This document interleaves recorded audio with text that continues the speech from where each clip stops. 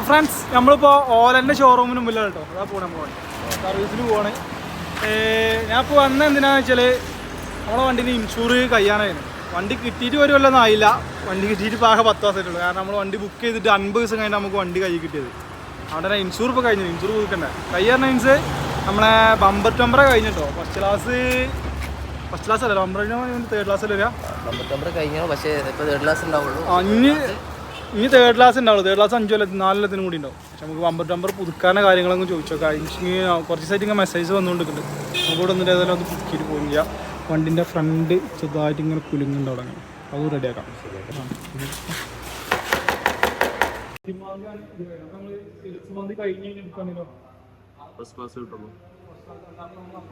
വണ്ടി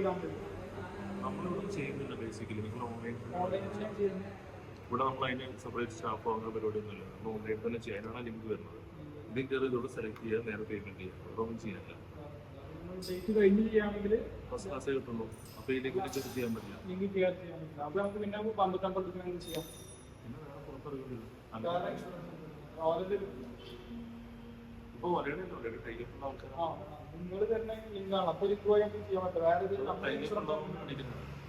അപ്പോൾ അതിൻ്റെ ഇൻഷുറൻസിൻ്റെ കാര്യം കേട്ടില്ലെങ്കിൽ ഇങ്ങനെ സംഭവം നമുക്ക് ലിങ്ക് വരും. ഇൻഷൂർ കഴിയണതിൻ്റെ ഒരു 10 ദിവസം മുമ്പ് തന്നെ ലിങ്ക് ഇങ്ങനെ ടപ്പ വന്നുകൊണ്ട് കിടക്കിടക്ക് ഇൻഷുറൻസ് കഴിയാനാണ്. ഇതിൻ്റെ 23 കഴിഞ്ഞ് ഇപ്പോൾ 15 ആയിട്ടുള്ളൂ.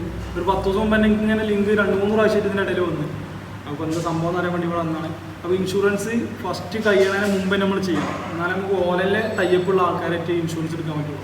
അല്ലെങ്കിൽ പിന്നെ നമ്മൾ എന്ത് ചെയ്യണം, സെപ്പറേറ്റ് ഒരു ഇൻഷുറൻസ് കമ്പനി പോയി വണ്ടി കാണിച്ച് അവർ തരുന്ന IDV റേറ്റിലൊക്കെ നമുക്ക് ഇൻഷുറൻസ് കിട്ടുക. ഇതാകുമ്പോൾ നമുക്ക് അതിൽ കറക്റ്റ് കാണാം. മെസ്സേജ് ആട്ടോ. മെസ്സേജിൽ നമ്മൾ ഓപ്പൺ ചെയ്താൽ നേരെ നമുക്ക് റിന്യൂ കൊടുക്കുക. OTP നമ്പർ ചോദിക്കും. അതിനുശേഷം നമുക്ക് റിലയൻസ് ആണ് സെലക്ട് ചെയ്യാം. 0 depreciation cover, full coverage of repair cost 690 കൂടി എടുത്താൽ ഇതെന്താ ഫുൾ കവറേജ് റിപ്പയർ അതായത് ചെറിയ സ്കൂളിനുള്ള പൈസ വരെ നമുക്ക് എന്ത് ചെയ്യും, കമ്പനി അറിയും. മറ്റന്നാൾ ചെറിയ സ്കൂളിനുള്ള പൈസ നമ്മൾ എക്സ്ട്രാ കൊടുക്കേണ്ടി വരും. 2918 രൂപ കേട്ടോ. റിലയൻസിൻ്റെ പറഞ്ഞ ICICക്ക് 2193. അതിൽ IDV വരുന്നത് 8000 രൂപ മാറ്റം കേട്ടോ. 38,000 രൂപയുടെ IDV ഒരു കൊല്ലത്തിന്. Insurance S1 Pro expiry date 23. Do you make claim year policy no? Current claim bonus 20 നമുക്ക് ബോണസ് ഉണ്ട് കേട്ടോ. കണ്ടിന്യൂ 1 ഇയർ ഓൺ ഡാമേജ് 1,38,000 രൂപ. S1 Pro registered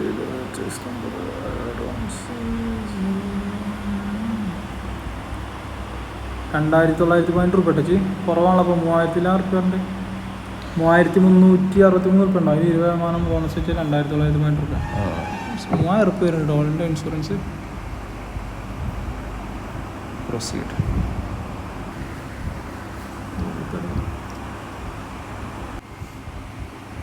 policy in progress.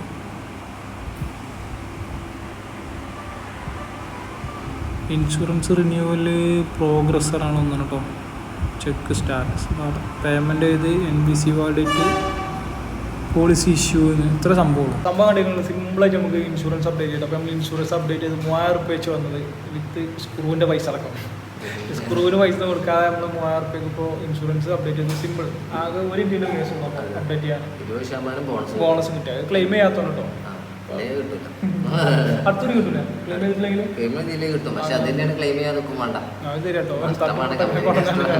ലക്ഷം രൂപേന്റെ മണി എന്ത് കണ്ട് പിന്നെ നമ്മൾ വെറുതെ ക്ലെയിം ചെയ്യാന്നുണ്ടെങ്കിൽ സംഗതി ആഫീസ് കൊടുത്തോളെ. അവ ഏതായാലും ഇതാണ് ഇന്നത്തെ വീഡിയോ. നമ്മൾ ഓല സ്കൂട്ടർ എങ്ങനെ ഇൻഷുറൻസ് ക്ലെയിം ചെയ്യാം. എൻ്റെ വണ്ടിയുടെ കൊടുത്തിട്ടുണ്ട്. ആ പീസ് മാറ്റാൻ ഫുഡും പൂജയായിട്ട് ഭയങ്കര ചോറയാണ്. ഞാൻ കഴിഞ്ഞ വീഡിയോ കാണിച്ചിട്ടില്ല. ഇനി ഒരു റിവ്യൂ വരുന്നുണ്ട്. ഓലൻ്റെ റിവ്യൂ എടുക്കാം.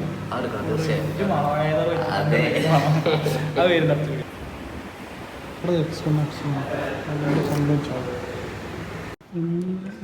ലോക്ക് ഹാൻഡ് ലോക്ക് ഇത് ബൂട്ട് ഓപ്പൺ പാർക്ക് വണ്ടി 2 കിലോമീറ്റർ ഓടിക്കുള്ളൂ. അതാണ് ഓല S1 X ഡാഷ്. അടുത്ത പണി അതെടുത്തോ.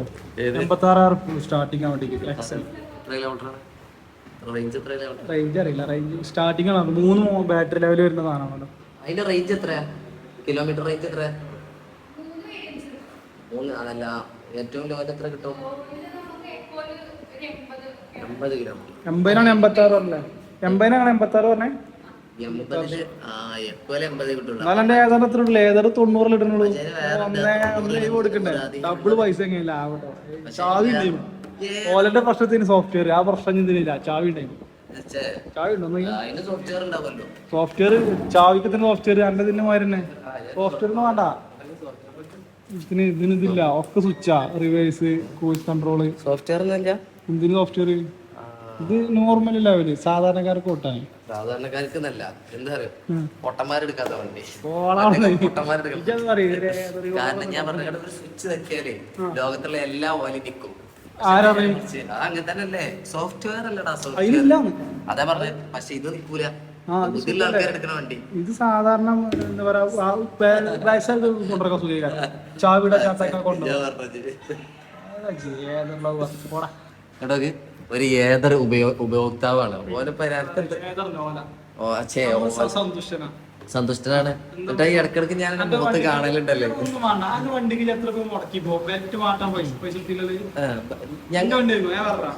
ഒരു വണ്ടി എടുത്തിട്ട് ബാറ്ററി മാറ്റി ഉറുപ്പി കൊടുത്തില്ല, സീറ്റ് മാറ്റി ഉറുപ്പി കൊടുത്തില്ല, ഹബ്ബ് മാറ്റി ഉറുപ്പി കൊടുത്തില്ല.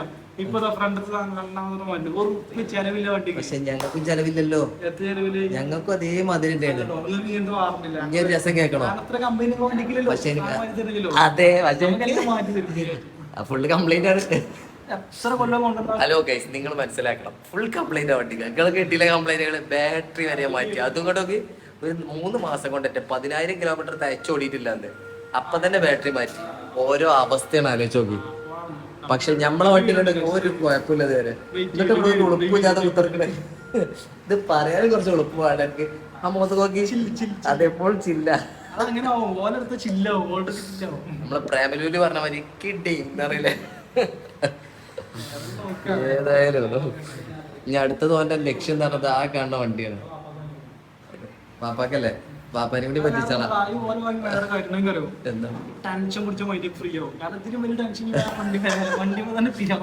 ഇത് ന്യായം.